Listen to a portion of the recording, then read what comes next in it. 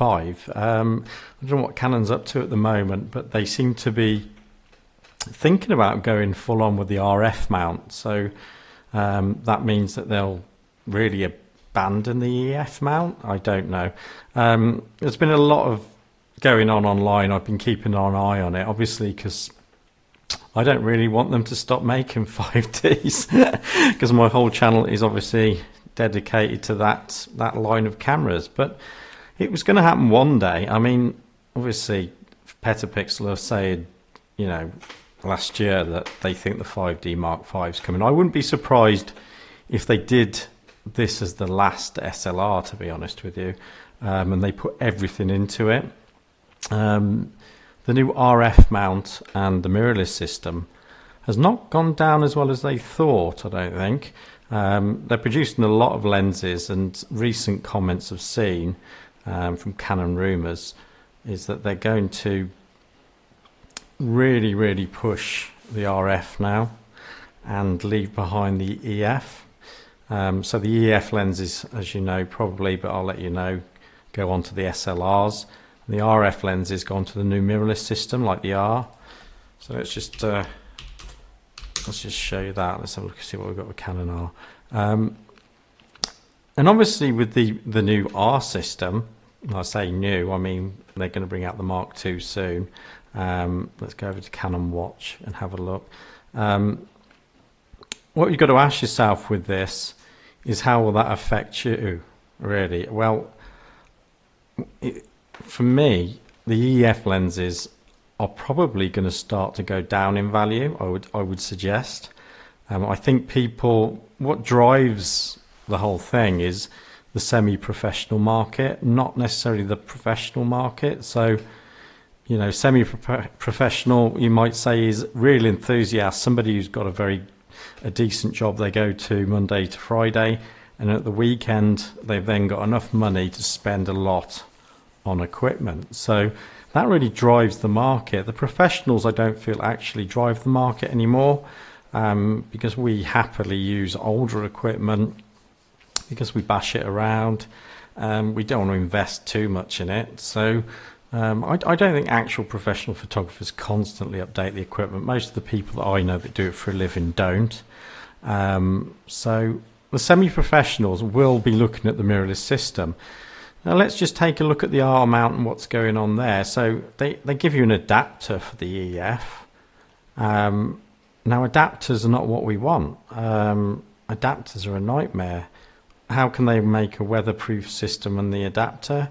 Well, you've just introduced another area where moisture can get in, dust. No. So to me, these are massive steps backwards. So going back again 20 years, we used to adapt lenses with adapters, and it seems to be in the last few years everyone's gone mad on adapters.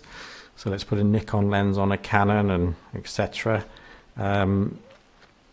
I have done it. I'm not saying I haven't. I put Carl Zeiss lenses on Canons in the past. But you lose so many things in the autofocus, whatever, that, to be honest with you, you're better off with an L series lens. But the RF mount, one thing I do like about it is they've introduced the ring on the new lenses, which you can program it to be ISO. So I see that as really good, because you can set the camera up shutter speed aperture on the camera and put ISO on the lens barrel, and you can literally work manually and work really efficiently. So, you know, I wouldn't be surprised if I started to think about this route. If you've watched a lot of my other videos, you'll know I tried the Fuji system and the XT1, and unfortunately I just found that looking through the viewfinder, the image was just nowhere near good enough.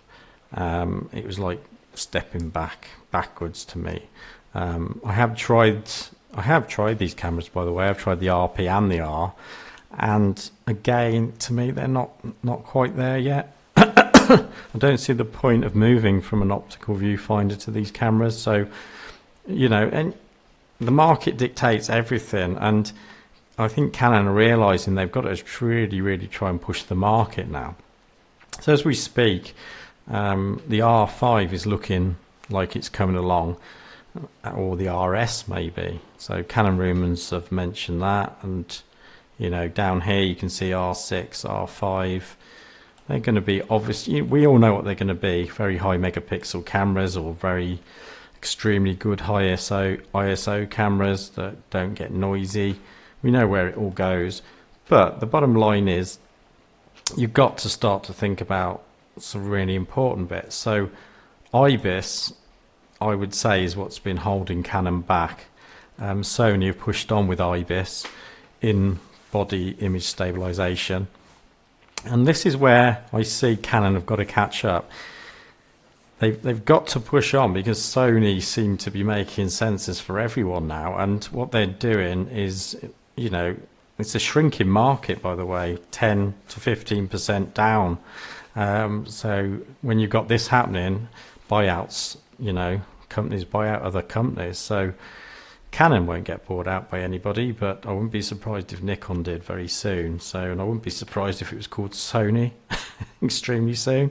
But, you know, we'll see what happens. Again, 12 frames a second, not interested in all this, to be honest with you. How many frames a second do you need, really? You know, it's all a bit. But as far as IBIS is concerned, definitely in body stabilization, combined with the stabilization in the lens, massive. So when doing weddings, really, really good. And for the videographers, that's going to be great. So I honestly don't think gimbals will exist. So videographers are all buying gimbals. I mean, it's not something I would be really investing in now, is a gimbal company. If you don't know what a gimbal is in videography, it just smooths out the image, because it's literally like having an IBIS system in a handle, really. So this will just get better and better, and people will just be hand holding these cameras on the end of just with a handle under the camera, in my opinion, because it'll all get that good. So I know everyone's talking about 8K, and this is what I want to talk about with you, because everybody on this channel is really, you know, a stills photographer. And what we're all, well, I'm not, you know, I'm not paying out for this, but a lot of people that buy in 5D Mark IVs, etc., you know, you're paying really for the research and development of the video side of the camera. So this is why I don't keep buying new cameras, is because you're just paying thousands of pounds for better video, and most stills photographers are interested in stills. So I can understand if you love doing a mixture of video and stills, which is becoming more my world now, and this is why I maybe am looking towards these cameras. But if you're a stills photographer, to be honest with you, 5D Mark II, absolutely perfect. 5D Mark I, Mark II, Mark III. Anyway, we won't go there. Watch a few more videos, you'll see what I mean. But they're putting everything in this camera now. It starts to look like the R5 or RS. I think it will be. Will there be another 5D Mark? Will there be a 5D Mark V? That's the question. This is Canon can only answer this question over the next few months. And if they bring out a 5D Mark V at the same time as a 5D, sorry, bear with me, as an EOS R5 within the same year, I don't know what they're really doing. They'll bring out too many cameras. They're just going to clutter the market like Sony keep doing and confusing everybody. I believe the key to the industry at the minute is to get rid of most of these cameras and just literally have a beginner, an intermediate and an advanced camera in every system. And people would just go one or the other, and they would just go from one to the other, and that would be the end of it. And that's what it was like. That's all I can tell you. 30 odd years ago, when I was into photography, or still am obviously, but when I was really into photography, and I was, you know, obviously a lot younger, there were very few cameras, and you literally, I remember aspiring to owning a Nikon F3. That was the pro camera. I had a Nikon FM2, so that was really the in between, the semi-professional camera, if you like, or the really extreme hobbyist would fork out and get that. And you didn't really have lower end Nikons, to be honest with you. There wasn't much entry level, but there were very few cameras around at the same time. You didn't have this massive choice. So I think this is where Canon are gonna. Let's see how if they come unstuck this year. I think Canon have been watching Sony for so long now, and I think you'll find Sony are going to be watching Canon this year, and this market is peaking. How much further can they go with these cameras? Comment below, by the way. I know this is a long video, but just say what you think in the comments, because I'll be really interested in what you think about this. Are you all buying brand new cameras? Are you buying second-hand cameras? Just let me know below. So yeah, it's the R versus, well, it's the EF lenses versus the RF lenses. I can tell you, all the professionals I'm talking to are very reluctant to move on. I mean, my equipment, I can see a good 10 years out of it. I might change the 5D Mark 1. I might buy a 5D Mark 3. I saw one yesterday. It's at £700. Absolutely immaculate. So why on earth would I then look to spend £2,000 or £3,000 on a body that really the only thing it's doing is getting 8K 30 frames a second? No computer in the world can handle. Have to uprate your computer and spend £2,000 on that. Yeah, so this is the world we're in now. It's like, we've got to uprate things all the time to try and keep up with the cameras. Why would we bother? Bit of a rant today, not very visual. Hope it was worth listening to. But comment below. And if you haven't subscribed before, I'm putting out a lot of content this year.